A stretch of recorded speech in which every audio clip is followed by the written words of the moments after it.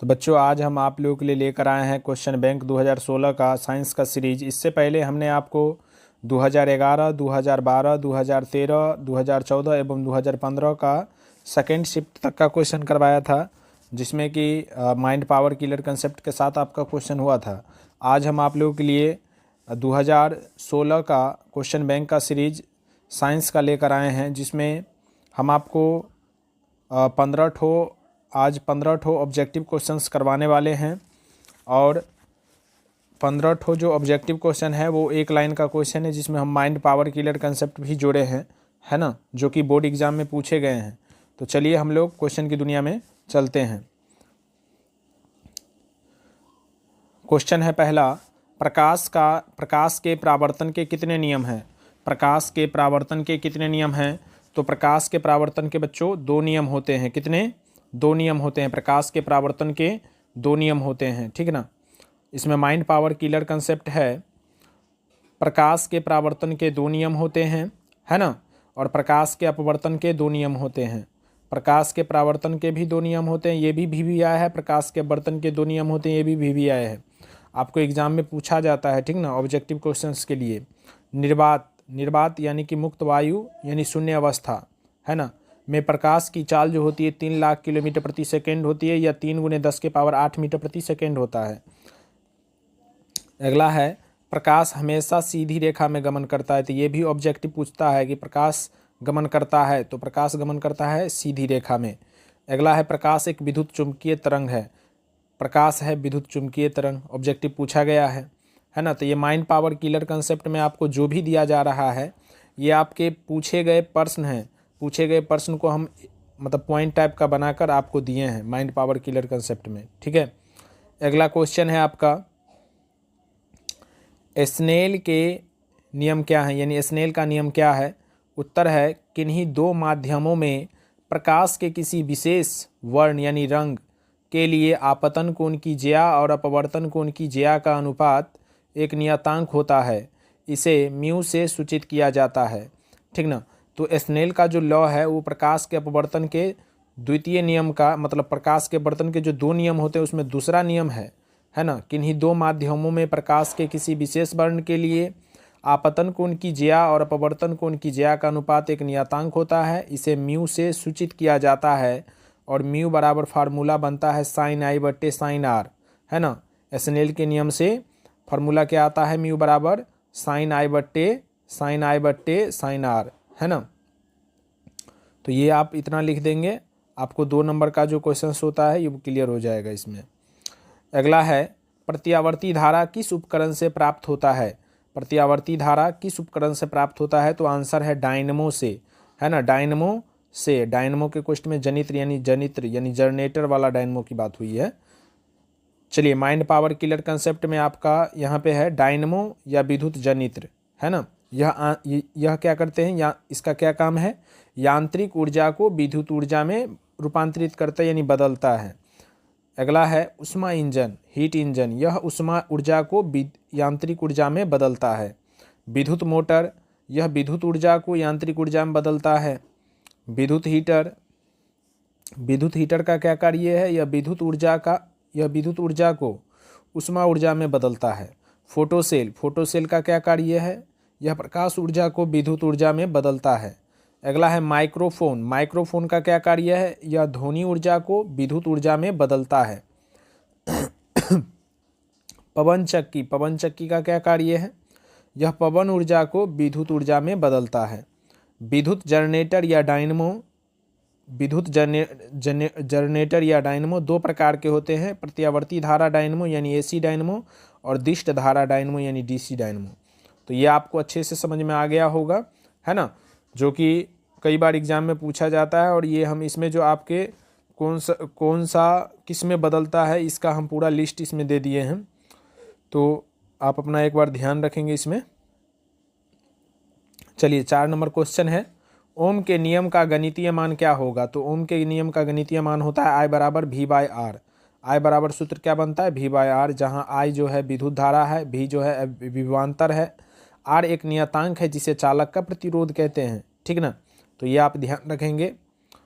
दीर्घदृष्टि दोष दीर्घ दृष्टि दोष का निवारण किस लेंस द्वारा किया जाता है? तो ये आपका सही उत्तर हो जाएगा उत्तल लेंस। उत्तल लेंस द्वारा दीर्घ दृष्टि दोष का निवारण किया जाता है। हम आपको इसमें एक ट्रिक दे देते हैं, है ना, DUNA। DUNA ये ट्रिक आप याद रखेंगे। डी से आपका हो गया दीर्घ, है ना, दीर्घ, और यू से हो जाएगा उत्तल। दीर्घ के लिए किसका? उत्तल का। दीर्घ दृष्टि दोष का निवारण उत्तल लेंस से। निकट, एन से क्या हो जाएगा? निकट, और ए से हो जाएगा अवतल, है ना, अवतल। तो निकट दृष्टि दोष का निवारण किस लेंस से? अवतल लेंस से, है ना। तो DUNA यानी दूना, दूना शब्द याद रखेंगे। इसमें आपको जो पूछता है उसी के लिए हम बताए हैं। दीर्घ के लिए उत्तल और निकट के लिए अवतल। DUNA दीर्घ, डी से दीर्घ, यू से उत्तल, एन से निकट, ए से अवतल। अगर ये याद नहीं होता है तो आप बड़ा छोटा भी याद रख सकते हैं। जैसे दीर्घ, दीर्घ छोटा शब्द हुआ यहाँ पे, तो दीर्घ में उत्तल में देखिए उत्तल और निकट, निकट आपको यहाँ पे बड़ा हुआ और इसके लिए अवतल। बड़ा के लिए बड़ा और छोटा के लिए छोटा, है ना। तो ये भी आप ऐसे भी ध्यान रख सकते हैं, लेकिन सबसे अच्छा रहेगा डूना करके, है ना, दूना। इसमें माइंड पावर किलर कंसेप्ट है। दूर दृष्टि दोष यानी दीर्घ दृष्टि दोष का निवारण उत्तल लेंस से किया जाता है। निकट दृष्टि दोष का निवारण अवतल लेंस के चश्मे द्वारा किया जाता है। जरा दृष्टि दोष का निवारण बाइफोकल लेंस के चश्मे या द्विफोक्सी लेंस के चश्मे द्वारा होता है। और बिंदुकता जिसको दृष्टि वैषम्य बोलते हैं, इस दोष का निवारण जो है सिलेंडरी लेंस या बेलनाकार लेंस के चश्मे द्वारा किया जाता है। अगला है नेत्र गोलक का व्यास। नेत्र गोलक का व्यास होता है 2.3 सेंटीमीटर, है ना। स्पष्ट दृष्टि की न्यूनतम दूरी जो होती है लगभग 25 सेंटीमीटर होती है। कितनी? लगभग 25 सेंटीमीटर। स्पष्ट दृष्टि की अधिकतम दूरी होती है अनंत, है ना। सामान्य आँख की निकट बिंदु जो होती है वो होती है 25 सेंटीमीटर। नियरेस्ट पॉइंट कितना होता है? 25 सेंटीमीटर। सामान्य आँख की दूर बिंदु जो होती है वो होती है अनंत, ठीक है। सामान्य आँख की असमंजन क्षमता होती है 4 डायोप्टर। कितना? 4 डायोप्टर, ठीक है ना।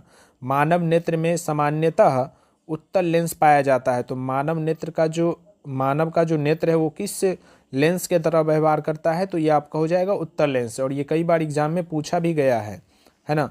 अगला है सरल सूक्ष्मदर्शी माइक्रोस्कोप में किस लेंस का व्यवहार होता है यानी उपयोग होता है?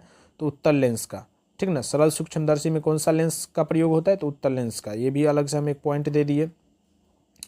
अगला है मानव नेत्र के रेटिना यानी दृष्टि पटल पर किसी वस्तु का प्रतिबिंब बनता है। तो ये बात याद रखिएगा, बहुत ही इंपॉर्टेंट है, VVI है ये, समझ रहे हैं ना।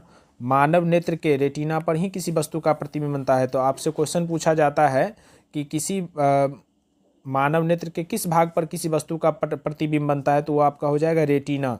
रेटिना यहाँ पर इंग्लिश शब्द हुआ, इसका हिंदी होता है दृष्टि पटल, है ना। वस्तु को आँख के सामने से हटा देने के बाद भी 1/16 सेकंड तक इसका प्रभाव रेटिना पर रहता है। यानी कि ये वस्तु का इतना 1/16 सेकंड तक प्रतिबिंब को बनाए रखता है रेटिना पर, ठीक ना। वस्तु को आँख के सामने से जब आप हटा देंगे तो 1/16 सेकंड यानी 1 सेकंड का 16वां भाग तक इसका रेटिना पर प्रतिबिंब रहता है। अगला है प्राथमिक रंगों की संख्या 3 होती है और प्राथमिक रंग में आता है लाल रंग, हरा रंग, नीला रंग, है ना। प्राथमिक रंग को मूल रंग यानी बेसिक कलर भी बोलते हैं और इसी कलर से सब कलर का निर्माण हुआ है। द्वितीयक रंगों की संख्या होती है 3, है ना, जो कि मैजेंटा, सायन और पीला होता है। श्वेत प्रकाश में कुल कितने रंग होते हैं? तो 7 रंग होते हैं। श्वेत प्रकाश में कुल कितने रंग होते हैं? 7। कई बार एग्जाम में पूछा गया है। अगला क्वेश्चन है आपका कार्बन आवर्त सारणी के किस वर्ग का सदस्य है? तो यह है 14वें वर्ग का सदस्य, ठीक ना। और इसमें हम माइंड पावर किलर कंसेप्ट बनाए हैं। कार्बन का संकेत होता है C के परमाणु संख्या जो होती है वो होती है 6। कार्बन की परमाणु संख्या कितनी है? 6। कार्बन के 3 आपरूप होते हैं, हीरा, ग्रेफाइट और फ्लोरीन, है ना। कार्बन जो है वर्ग 14 के अंतर्गत आता है जो कि अधातु है।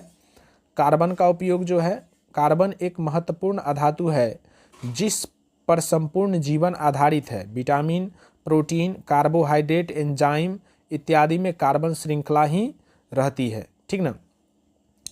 अगला है वर्ग 1 को कहते हैं क्षारीय धातु, वर्ग 2 को कहते हैं क्षारीय मृदा धातु, वर्ग 11 को कहते हैं मृदा धातु, वर्ग 12 को कहते हैं उड़नशील धातु, वर्ग 13 को कहते हैं ब्रोन परिवार, वर्ग 14 को कहते हैं कार्बन परिवार, वर्ग 15 को कहते हैं जहरीला, वर्ग 16 को कहते हैं चैलोजन, वर्ग 17 को कहते हैं हैलोजन और वर्ग 18 या 0 समूह के तत्व को कहते हैं अक्रिय गैस या इनर्ट गैस।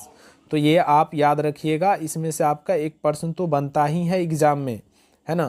तो ये आपका MVVI है ना, MVVI 80 को प्रश्न होता है भाई, उसमें से आपको कोई 40 टिक करने होते तो आराम से इजी वे में टिक कर सकते हैं। थोड़ा सा आपको ध्यान देने की आवश्यकता है, आराम से 40 में 40 आपको आ ही जाएगा। अगला है सोडियम की परमाणु संख्या क्या है। तो सोडियम की परमाणु संख्या 11 होती है। सोडियम का संकेत होता है Na। सोडियम का संकेत क्या होता है, Na। Mind power killer concept देखिए, अब पूरा बेसिक से हम इसमें कोशिश किए हैं कि पूरा बेसिक, यानी जिन बच्चों को कुछ भी नहीं पता है, ये वीडियो के माध्यम से उन्हें सब कुछ पता हो जाएगा कि किसको क्या कहते हैं नहीं कहते हैं, है ना। पूरा बेसिक है इसमें। सोडियम की परमाणु संख्या होती है 11 और सोडियम का संकेत होता है Na। पारा यानी कि मरकरी की परमाणु संख्या होती है 80 और इसका संकेत होता है Hg, है ना। तांबा की परमाणु संख्या होती है 29 और इसका संकेत होता है Cu। जस्ता यानी जिंक की परमाणु संख्या होती है 30 और इसका संकेत होता है Zn। मैग्नीज की परमाणु संख्या होती है 25 और इसका संकेत होता है Mn। लोहा यानी कि आयरन की परमाणु संख्या होती है 26, कई बार एग्जाम में पूछा गया ये वाला, है ना। आयरन की परमाणु संख्या कितनी होती है 26 और इसका संकेत होता है Fe। एल्यूमिनियम की परमाणु संख्या होती है 13 और इसका संकेत होता है Al। तो चलिए ये वाला जो हम आपको इसमें जो परमाणु संख्या जितना भी हम दिए हैं सबका, ये सब एग्जाम में पूछे गए प्रश्न हैं। कई मतलब किसी न किसी बार पूछा गया है आपको 2011 से लेकर 2023 तक में, तो हम उसमें से पूरा छांट करके दे दिए हैं, है ना। तो ये आपका इम्पोर्टेंट ही है सभी, है ना, सभी इम्पोर्टेंट है। आप सभी को देख लेंगे ढंग से और याद रखेंगे। 20 तक का तो वैसे भी आप लोगों को याद ही रहता होगा। अगला है शुद्ध जल का pH मान क्या है। तो शुद्ध जल का pH मान होता है 7। शुद्ध जल का pH मान कितना होता है 7, है ना। माइंड पावर किलर कंसेप्ट देखिए, अम्लीय विलयन का pH मान होता है 7 से कम। अम्लीय विलयन का pH मान क्या होता है 7 से कम। उदासीन विलयन का pH मान क्या होता है 7 के बराबर, है ना। उदासीन विलयन का pH मान क्या होता है 7 के बराबर। क्षारीय विलयन का pH मान होता है 7 से अधिक। मानव शरीर का जो pH मान बनता है वो 7.0 से 7.8, ये एक प्रास होता है रेंज, इस रेंज में रहता है मानव शरीर का pH मान। वर्षा जल का pH मान, जिसको अम्ल वर्षा के नाम से जानते हैं, अम्लीय वर्षा का pH मान 5.6 से भी कम होता है, ठीक ना। शुद्ध जल का pH मान होता है 7। नमक का pH मान होता है 7। अमाशय का pH मान होता है 1। नींबू का pH मान होता है 2.5। सिरका का pH मान होता है 3। टमाटर का pH मान होता है 4.1। खून का pH मान होता है 7.4। आंसू का pH मान होता है 7.3। आदर्श मिट्टी, जिसको उपजाऊ मिट्टी के नाम से भी जानते हैं, का pH मान 7 से 7.6 तक, ये भी आपका एक रेंज है, इस रेंज में रहता है। हाइड्रोक्लोरिक अम्ल यानी HCl का जो pH मान होता है वो लगभग 1.4, है ना। तो ये pH मान वाला वही दिया गया है जो आपके एग्जाम में पूछे गए हैं, जिसमें से अम्लीय विलयन, क्षारीय विलयन, उदासीन विलयन वाला आप थोड़ा सा ढंग से देख लीजिएगा। इससे क्वेश्चन आपको एक क्वेश्चन कन्फर्म रहेंगे ही रहेंगे। अगला क्वेश्चन है आवर्त सारणी के क्षैतिज कतार को क्या कहा जाता है। तो आवर्त सारणी के क्षैतिज कतार को आवर्त या पीरियड कहते हैं। आवर्त सारणी के क्षैतिज कतार को क्या कहते हैं, आवर्त या पीरियड, है ना। तो इसे आप ध्यान रखिएगा। Exam blast mind power killer concept को थोड़ा ध्यान से देखिए। आवर्त सारणी में क्षैतिज कतार को आवर्त या पीरियड या हॉरिजॉन्टल लाइन या क्षैतिज पंक्तियां कहा जाता है। आधुनिक आवर्त सारणी में कुल 7 आवर्त होते हैं। कुल कितने, 7 आवर्त होते हैं। आधुनिक आवर्त सारणी में कुल 18 वर्ग होते हैं। वर्ग को स्तंभ या ऊर्ध्वाधर लाइन या उदर्ग लाइन या समूह या ग्रुप भी कहा जाता है। मोसले के आवर्त सारणी यानी आधुनिक आवर्त सारणी में आवर्तों की संख्या 7 एवं वर्गों की संख्या 18 होती है। मेंडलीफ के आवर्त सारणी में आवर्तों की संख्या 6 एवं वर्गों की संख्या 8 होती है। मेंडलीफ के आवर्त सारणी को सर्वप्रथम 1872 ईस्वी में जर्मन पत्रिका में प्रकाशित किया गया था। तो इसमें जो है आप माइंड पावर किलर कंसेप्ट में जो आवर्त सारणी वाला जो हम पूरा दे दिए हैं, इसको थोड़ा ध्यान में रखिएगा, क्योंकि इसमें से एक क्वेश्चन आपके बनने के चांस होते हैं, है ना। हर एक बार कुछ ना कुछ प्रश्न इससे उठ ही जाता है, और आवर्त और वर्ग का ही क्वेश्चन ज़्यादातर पूछा जाता है। आधुनिक के लिए ध्यान में रखिएगा, और मोसले वाला और ये मैंडलिफ का, ठीक ना, ध्यान में रखिएगा इसको। अगला क्वेश्चन है, एल्यूमिनियम धातु के एक प्रमुख मिश्र धातु का नाम लिखें। तो एल्यूमिनियम धातु के एक प्रमुख मिश्र धातु का नाम है डायूरेलुमीन, है ना, डायूरेलुमीन। माइंड पावर किलर कंसेप्ट देखिए, एल्यूमिनियम यानी जिसका संकेत होता है Al और जिसकी परमाणु संख्या बनती है 13। धातु के प्रमुख मिश्र धातु इस प्रकार हैं, डायूरेलुमीन, जिसमें एल्यूमिनियम जो होता है 94.5% एल्यूमिनियम का उपयोग होता है इसको बनाने में, मिश्र धातु को बनाने में। Cu यानी कॉपर 4% है। मैग्नीशियम कितना है 0.5%, मैग्नीज है 0.5% और सिलिकॉन है 0.5%। और देखिए डायूरेलुमीन का जो उपयोग है, इसका उपयोग वायुयान का ढांचा, प्रेशर कुकर तथा कार की बॉडी बनाने में की जाती है। तो डायूरेलुमीन का प्रयोग कहाँ कहाँ किया जाता है? वायुयान का ढांचा बनाने में, प्रेशर कुकर में और कार की बॉडी बनाने में की जाती है। अगला है मैग्नीशियम। मैग्नीशियम, इसमें एल्यूमिनियम जो है 80% एल्यूमिनियम का उपयोग होता है और मैग्नीशियम का होता है 20%। और इसका उपयोग हल्के औजार, तराजू, मशीन के पार्ट पुर्जे बनाने में किया जाता है। अगला है एल्यूमिनियम ब्रांज। एल्यूमिनियम ब्रांज को बनाने में एल्यूमिनियम उसमें 90% एल्यूमिनियम होता है और कॉपर जो होता है 10% होता है। और इसका उपयोग बर्तन तथा सिक्का बनाने में किया जाता है। तो हम इसमें जो भी मिश्र धातु हैं, इस मिश्र धातु में हम सब आपको जो है पूरा इसका उपयोग भी हम दे दिए हैं। तो माइंड पावर किलर कंसेप्ट आपके काम का ही चीज़ है, इसे ध्यान में ज़रूर रखिएगा। अमीबा का पाचन कैसे होता है? तो अमीबा का पाचन अंतःकोशिकीय पाचन होता है, खाद्यान्नी द्वारा ये अपना भोजन करता है ना। अमीबा एक कोशिकीय प्राणी है जो अपना भोजन कुटपादों के द्वारा पकड़ता है। अमीबा में अलैंगिक जनन विखंडन या द्विखंडन विधि द्वारा होता है। तिलचट्टा का श्वसन अंग क्या है? तिलचट्टा का श्वसन अंग क्या है? तो तिलचट्टा का श्वसन अंग आपका हो जाता है ट्रेकिया। क्या होगा? Trachea. Mind power killer concept देखिए, मछली का श्वसन अंग आपका होता है गलफरा या गिल्स। तिलचट्टा का श्वसन अंग होता है ट्रेकिया। टिड्ढा का श्वसन अंग होता है ट्रेकिया। मनुष्य का श्वसन अंग होता है नाक, गला, श्वास नली, फेफड़ा, है ना। मच्छर का श्वसन अंग होता है आपका श्वास नाक यानी क्लोम। केचुआ का श्वसन अंग होता है त्वचा यानी शरीर के सतह। अमीबा का श्वसन अंग होता है शरीर के सतह यानी कोशिका झिल्ली द्वारा। कीट का श्वसन अंग होता है ट्रेकिया। बिच्छू का श्वसन अंग होता है बुक लंग्स।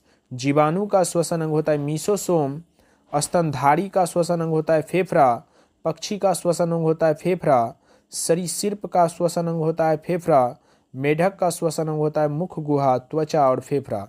तो इसमें हम जितना भी श्वसन अंग वाला जितना हमसे हो सका है हम इस चीज़ों को इसमें दिए हैं।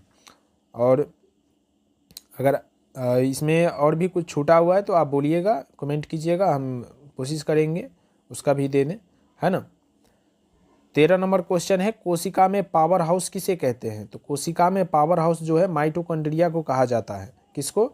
माइटोकॉन्ड्रिया का। माइंड पावर किलर कंसेप्ट देखिए, कोशिका का पावर हाउस को बिजली घर के नाम से जानते हैं, विद्युत गृह या ऊर्जा घर भी बोलते हैं इसको।